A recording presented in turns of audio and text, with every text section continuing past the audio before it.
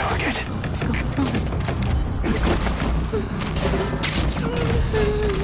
going on?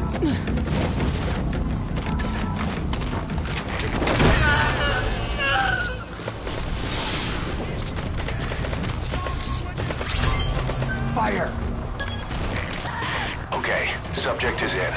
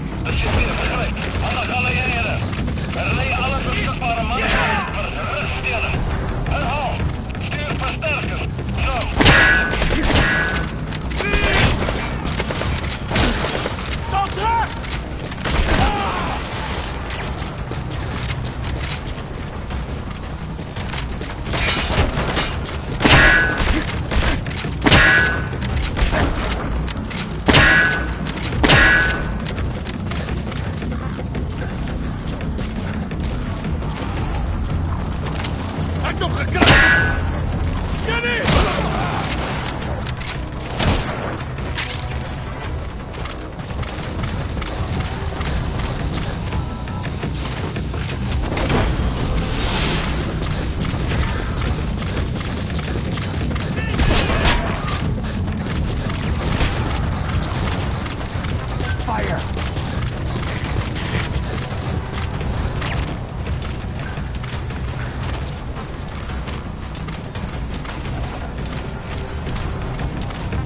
Fire!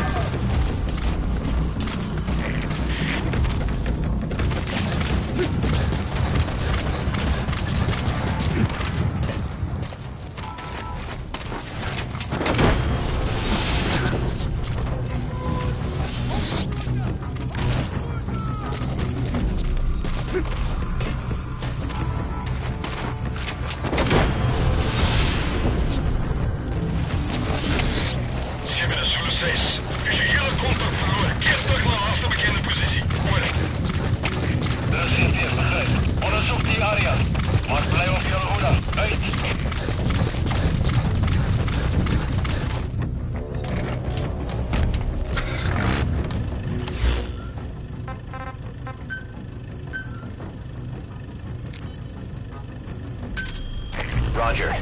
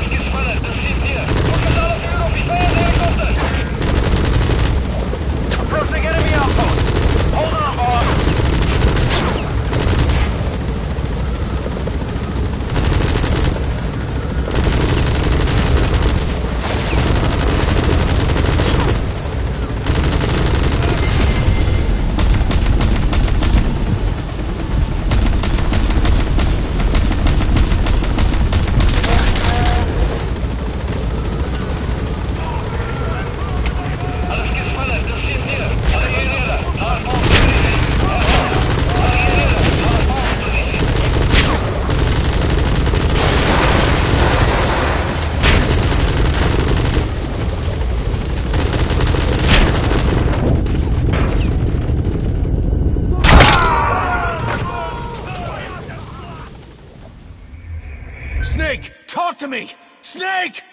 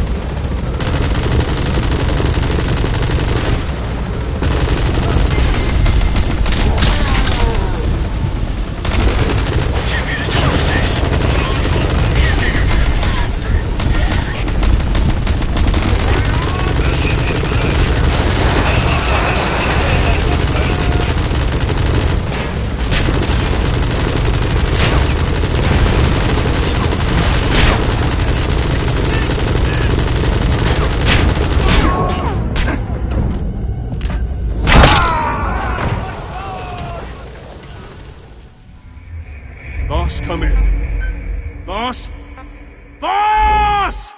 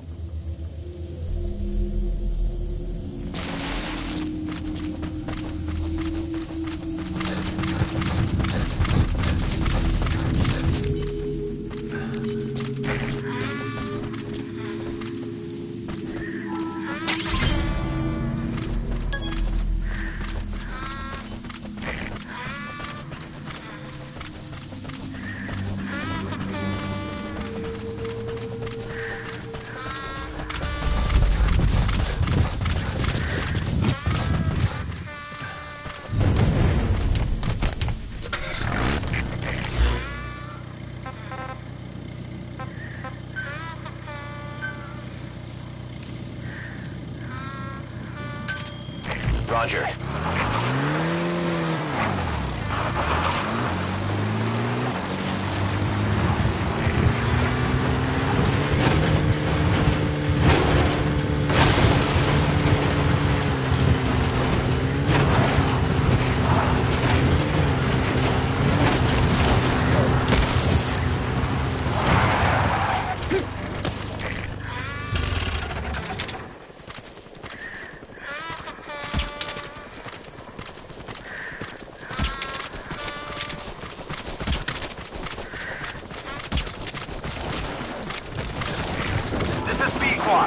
Arriving shortly at LZ.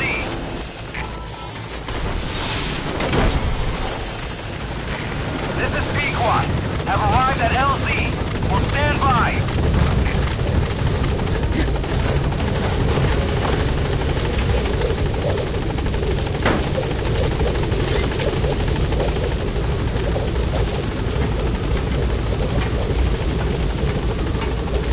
Gaining altitude.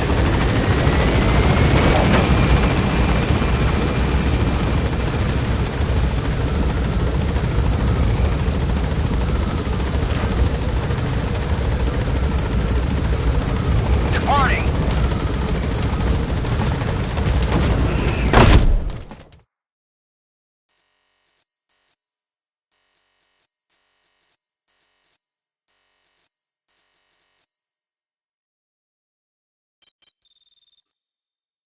Good. You captured it alive.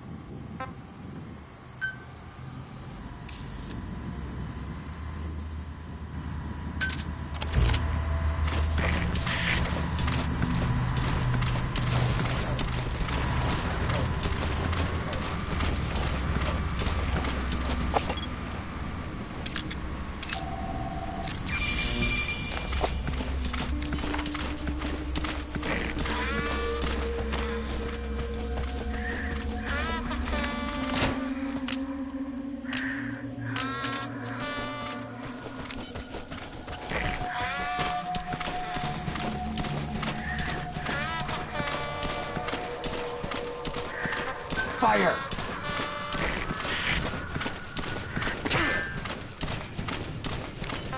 Fire!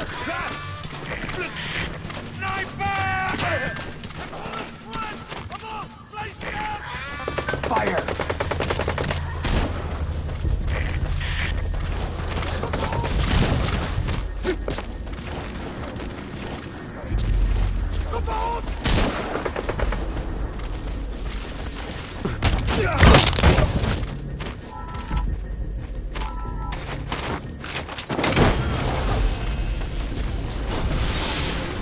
Fire!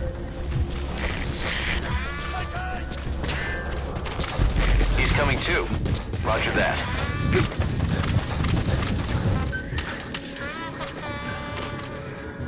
Fire!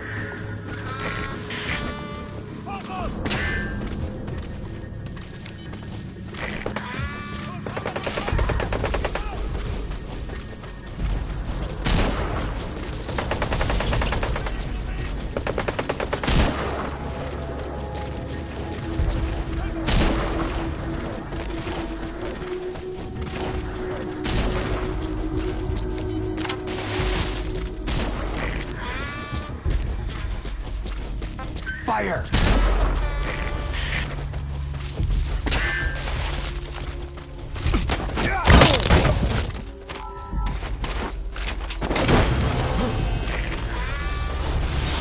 Fire!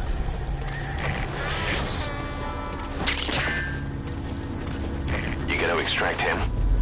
Fire!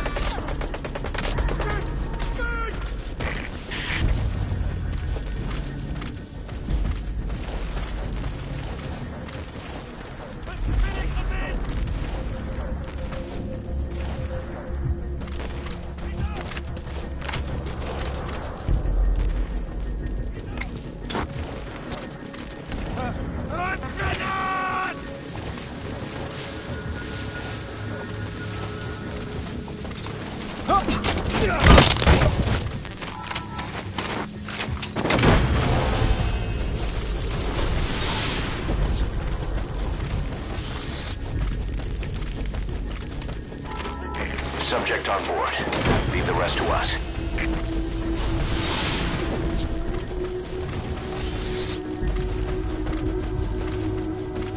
He's coming too. Roger that.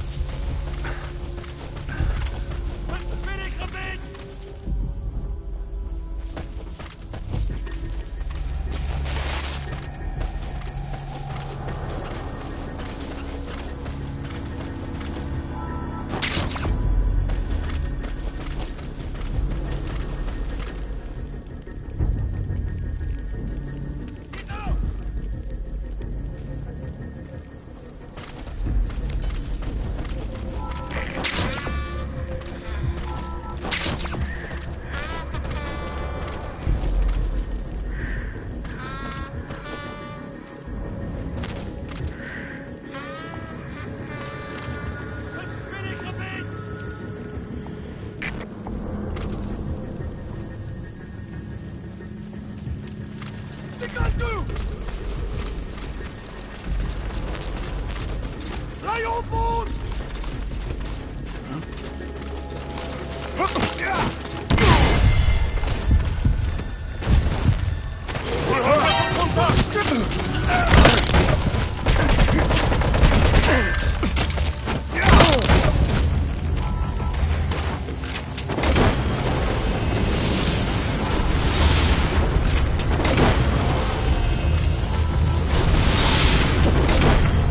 You gonna extract him?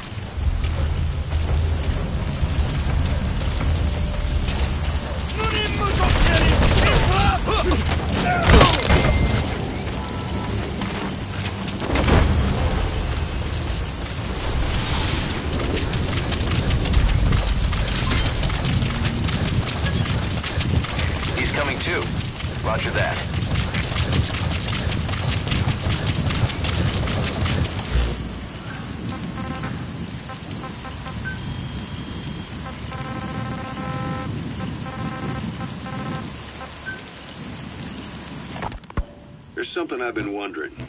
Why are you called Code Talker? During World War II, the U.S. military used the languages of different tribes, including the Navajo. Roger. Code, right? I know the term Code Talker was used to mean people sent to the battlefield to speak in those codes. Were you one of them? Our mother tongue was indeed used for war. But I did not go. I was already over the conscription age. However, I was made to help craft the codes that were spoken. So in a wider sense, you could call me a code talker for that. Navajo is a complex language, and virtually no one outside the U.S. speaks it. They must have thought it was the perfect language to use as a code. Yeah, in the end, the Japanese never cracked it. The cipher is king in information warfare. Of course, they didn't simply speak in Navajo. Have arrived at They LZ. created substitutions for words according to a code book, and then translated those into our language. Young Diné was sent to the front lines of the Pacific Theater as code talkers. To fight is an honor for the Diné. They were the pride of our people. But I cannot say this history brings me joy. Words are alive. When they are spoken, life is breathed into them. They become a part of the listener. Our words were transformed into lifeless ciphers and used for war. This, Gaining altitude. after the Black Ana spent generations suppressing the language. Yeah, I'm sorry. I guess we shouldn't be calling you Code Talker, huh? No, I do not mind. The reason Skullface called me Code Talker was because I also am responsible for coding the language.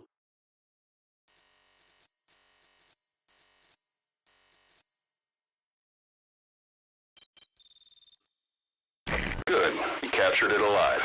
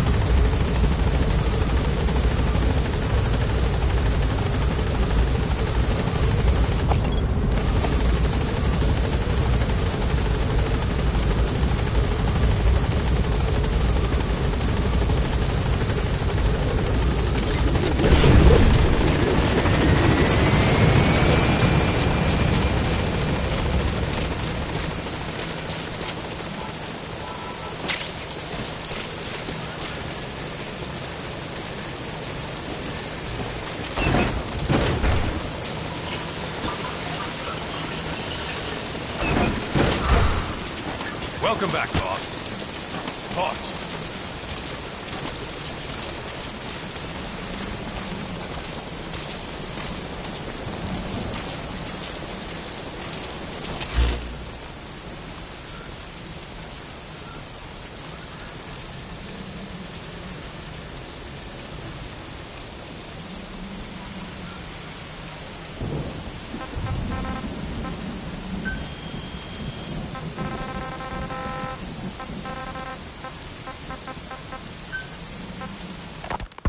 You said Skullface ordered you to weaponize the vocal cord parasites. But you also said he wasn't the reason. And he wasn't. I was seduced by the parasites. That is a fact. How? You mean from your curiosity as a scientist? That I cannot deny. But there is more to it. The story goes back to the 19th century, to my earliest memory. One day, a man from the government visited our home. I cried as he yanked me from my mother's arms and took me away to an Indian boarding school. From that day forward, I became George. This was the name my teacher gave me. I was forced to give up my Diné name, forbidden from speaking anything but English. If we dared utter a word of filthy Navajo, the teacher made us eat a bar of soap. Yeah, that was the U.S. government's education policy for Native Americans. To erase our words was like erasing our people. Their education was tantamount to ethnic cleansing. Over time, the overt persecution of our language stopped. But to this day, it continues to be eaten away by the lingua franca, that is English. Many of the Diné outside the reservations can speak nothing else. And it isn't Roger. our language. Across the world, minority languages are being destroyed by dominant languages. Many are on the verge of extinction. Enter the vocal cord parasites. Yes, I began thinking that minority languages needed some sort of deterrent against dominant languages.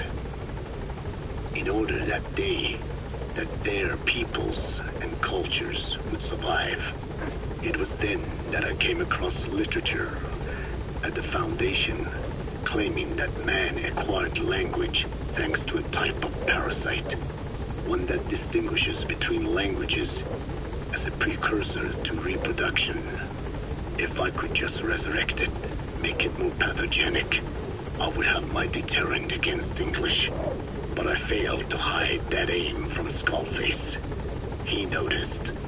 Yes, I wanted to retaliate against the English language, though never did I intend to actually use it as he planned. You know how the story ends. I was forced to study how to make the parasites compatible with all the world's languages. All but English. However, he in fact secretly isolated an English strain. I will not be held prisoner by the man's phantom. The English strain must not be allowed to exist either.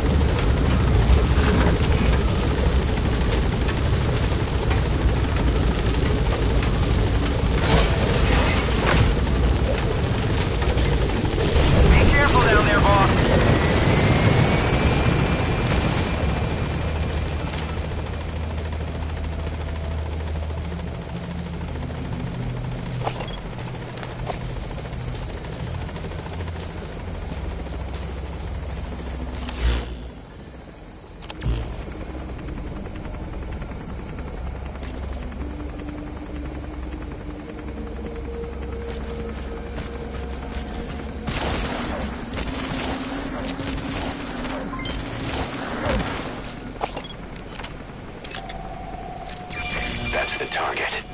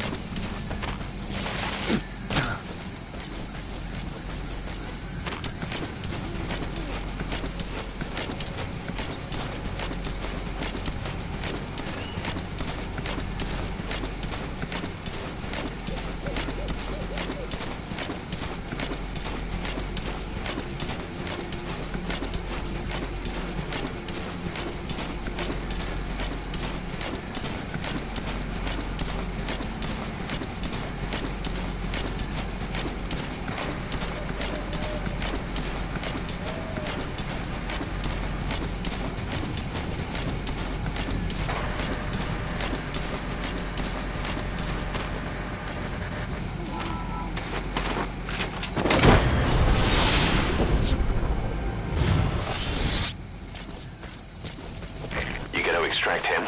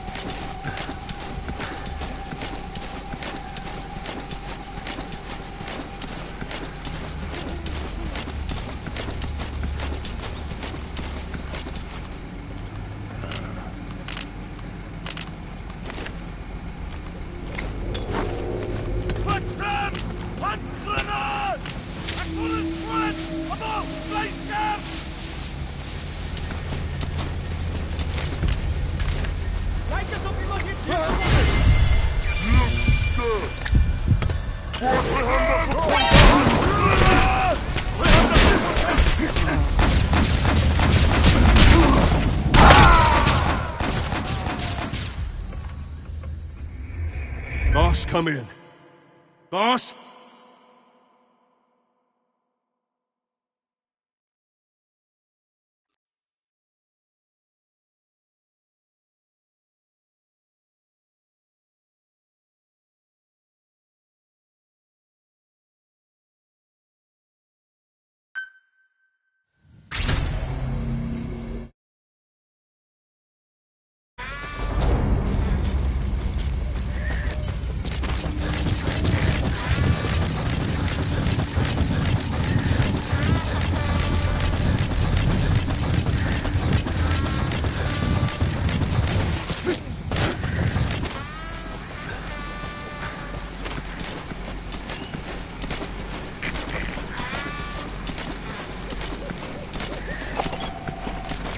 That's the target.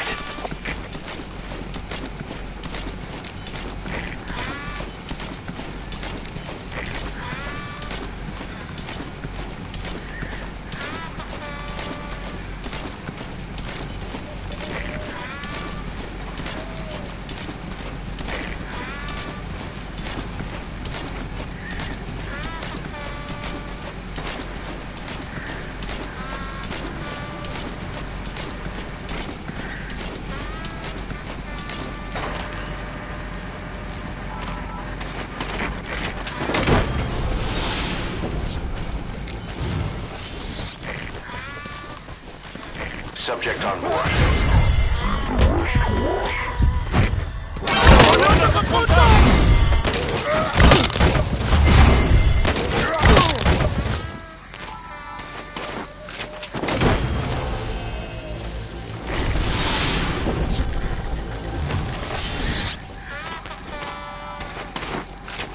He's coming too. Roger that.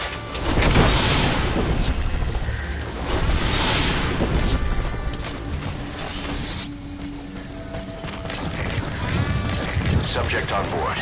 Leave the rest to us.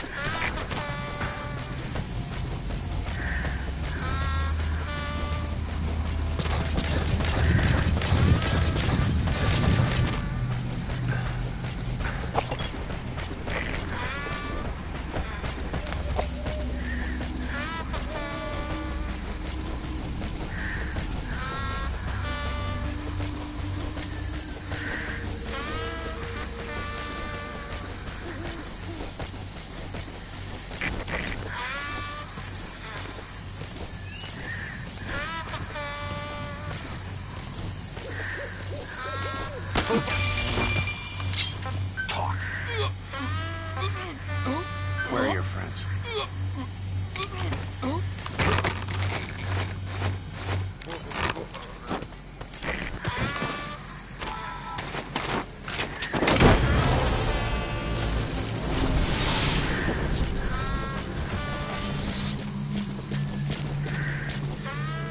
He's coming too. Roger that.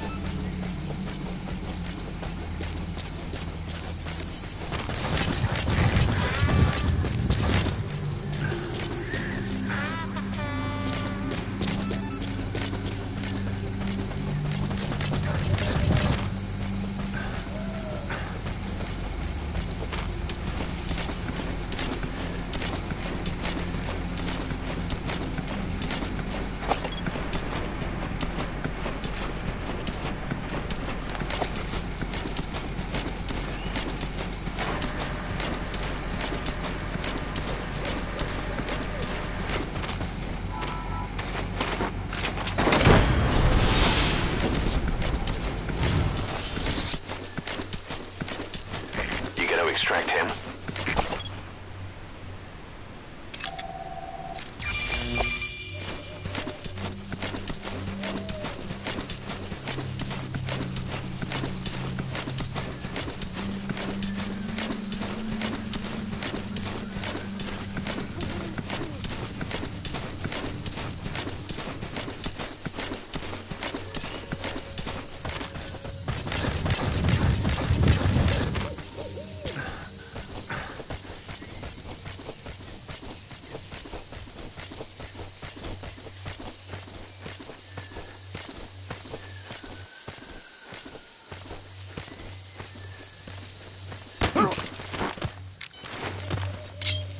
Speak. Where are your friends?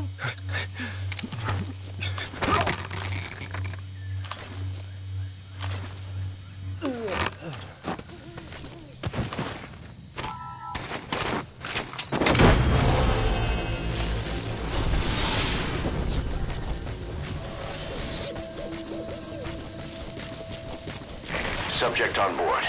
Leave the rest to us.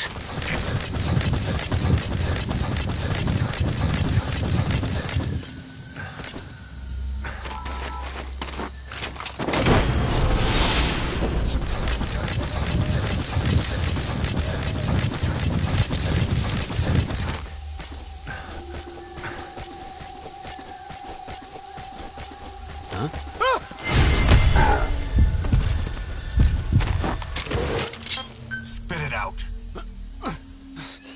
Where are your friends?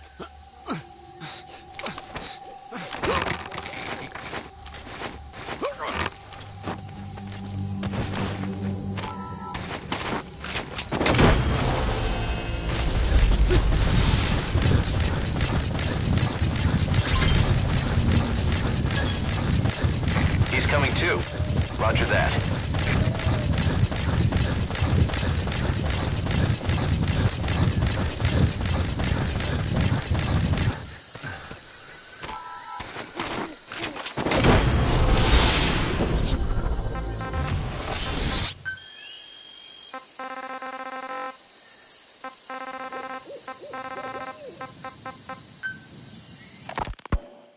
no doubt Skullface's plan is almost complete. At that point, I will no longer be attached to him. I must leave behind this record at least. A record of how the ancient vocal cord parasites became these abominable ethnic cleansing parasites. I believe he has two purposes for the ethnic cleansing parasites. The first, as their name suggests, is ethnic cleansing. This conflict between East and West that envelops the world will not last much longer.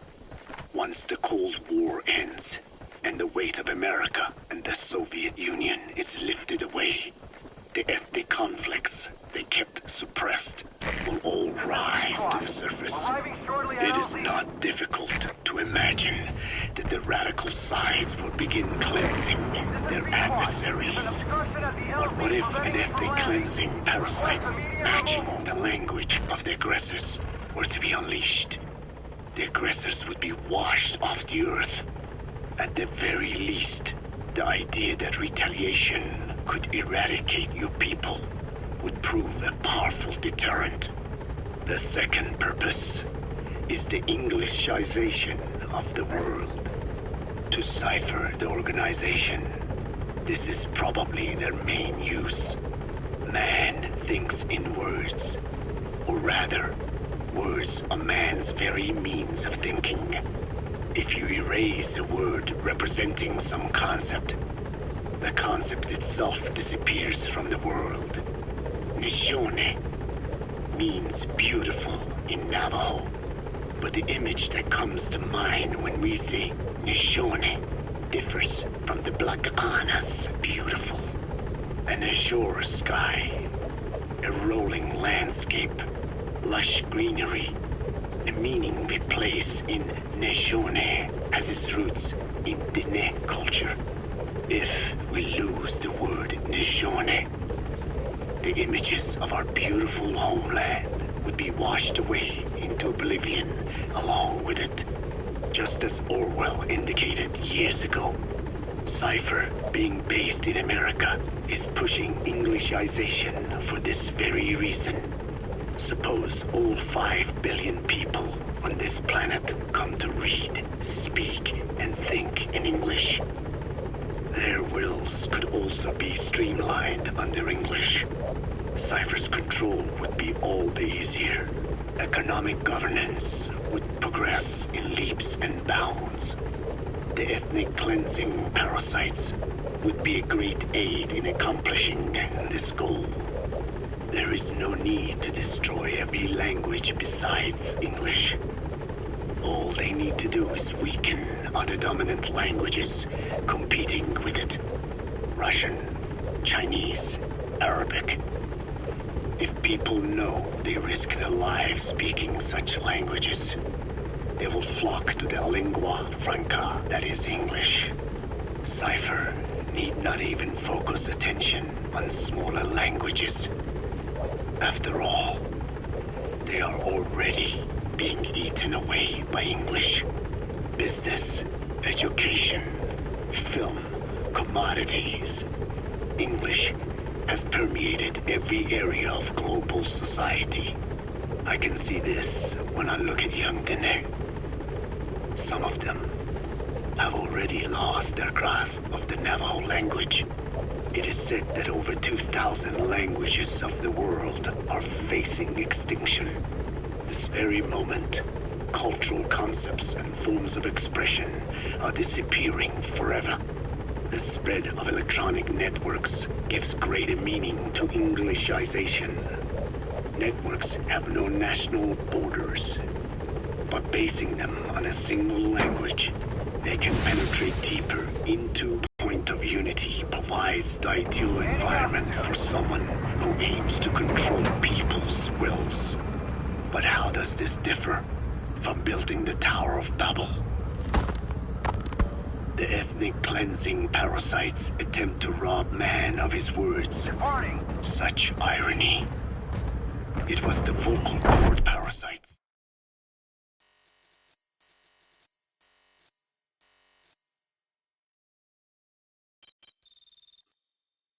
Good.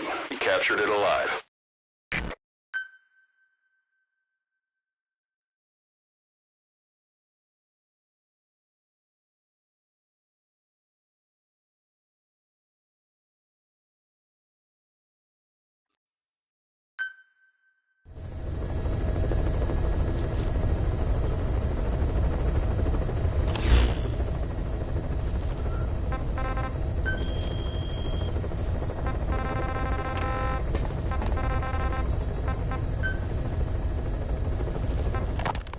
The ethnic cleansing parasites attempt to rob man of his words. Such irony. It was the vocal cord parasites that gave words to him in the first place. Ancient man had no language, unable to produce complex sounds due to the structure of the throat.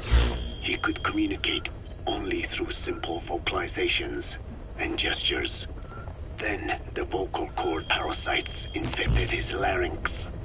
Man's transition to walking upright did not gift him solely with intelligence, but also with his voice. At the time, the vocal cord parasites never harmed man. They merely took a small measure of nourishment. In fact, you could call it a symbiotic relationship. Some animal species use particular vocalization patterns to attract a female and reproduce. Songbirds, certain insects, and also the vocal cord parasites. The difference is that the parasites themselves did not produce sounds. Rather, they had their hosts, man, do it for them. Once secure on the human host vocal cords, a male vocal cord parasite caused the host to produce a certain sound pattern, something like a warble of a bird. Meanwhile, females parasitizing other host pharynxes need only wait. Upon hearing the sound pattern of an attractive mate, they would manipulate their hosts into making contact with the person it came from. The female traveled through his host's saliva to the other host's vocal cords, where the male was waiting, and the pair copulated. We can only imagine how the female manipulated his host, but it was probably through smell. Smells traveled directly to the limbic system via the olfactory cilia in the nasal cavity. Volatile compounds released by the female would stimulate the limbic system, which controls instincts, making the host feel amorous.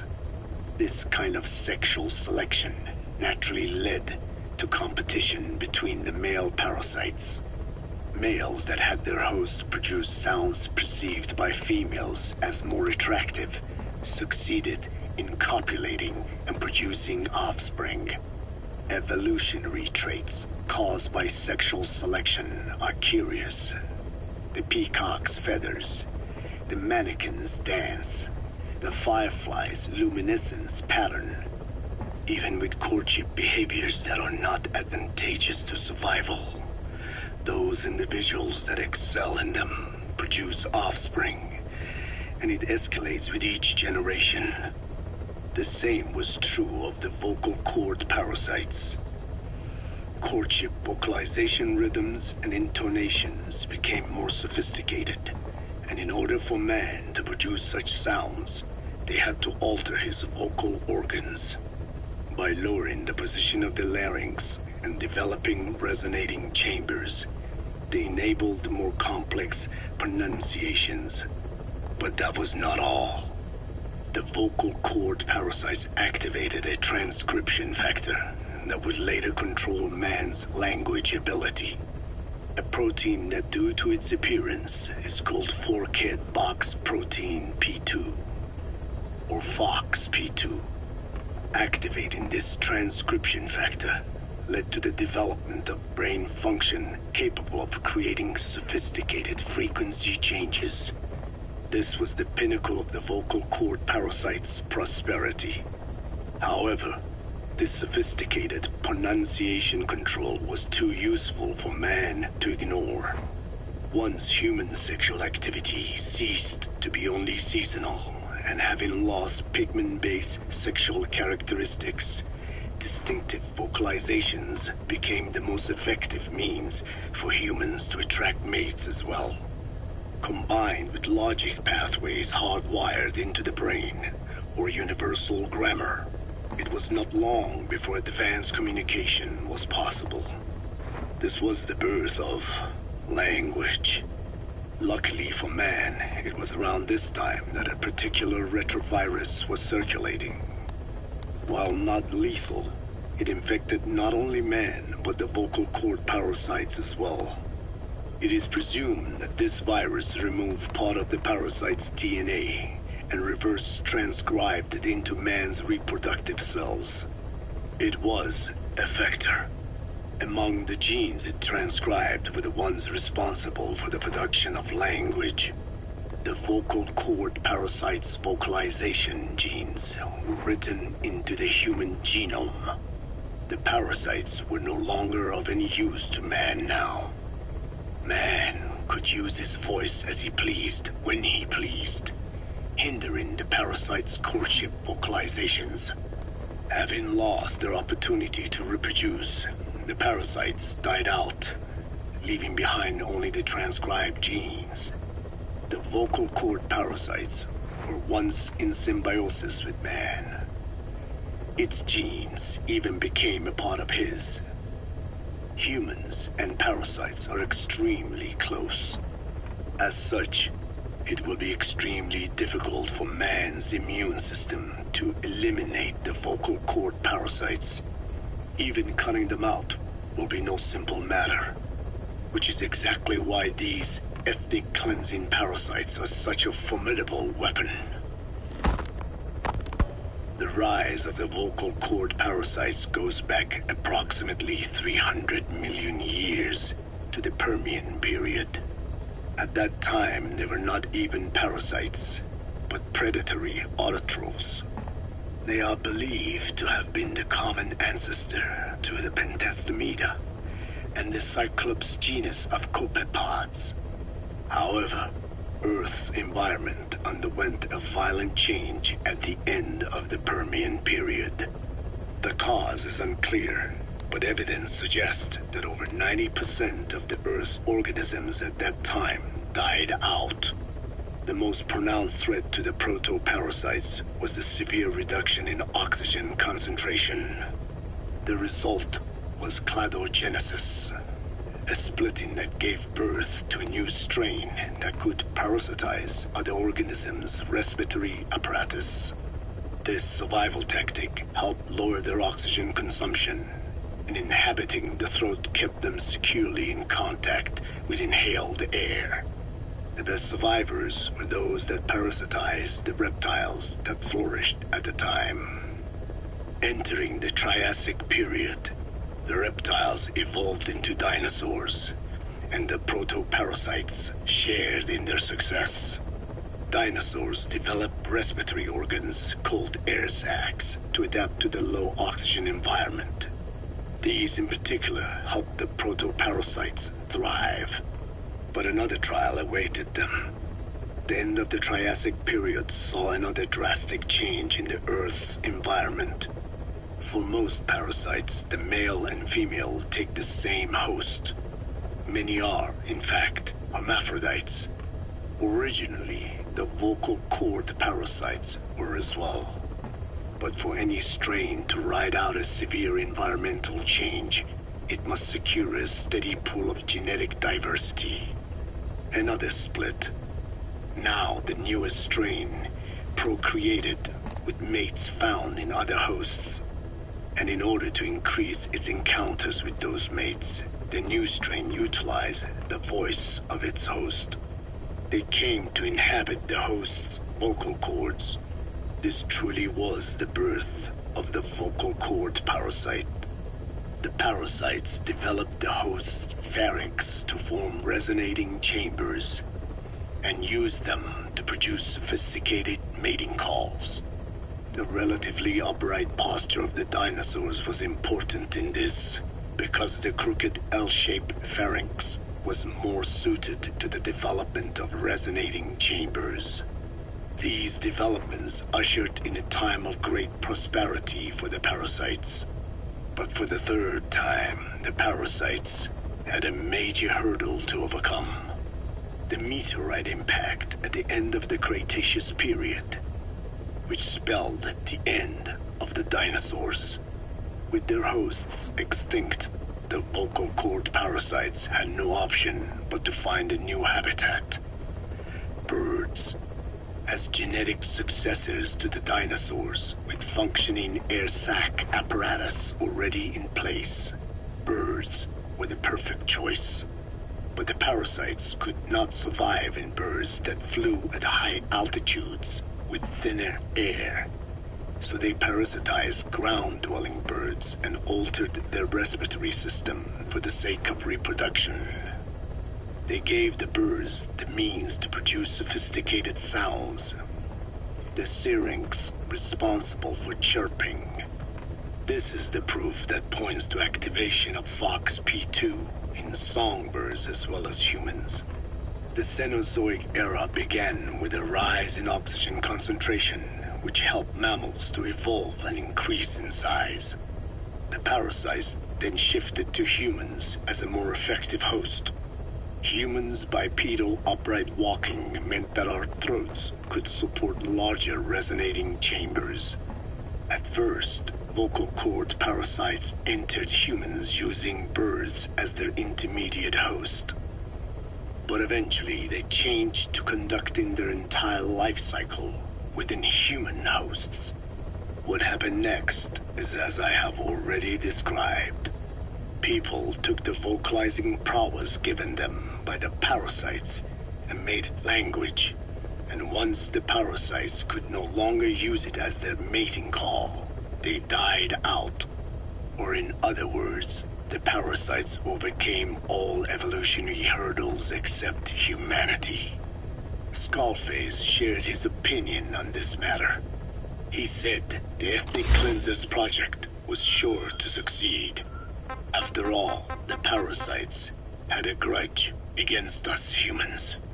To think we awoke them after such a long slumber, just so they could sate their thirst for vengeance. It is terrible, unforgivable, and yet, it is what I have done.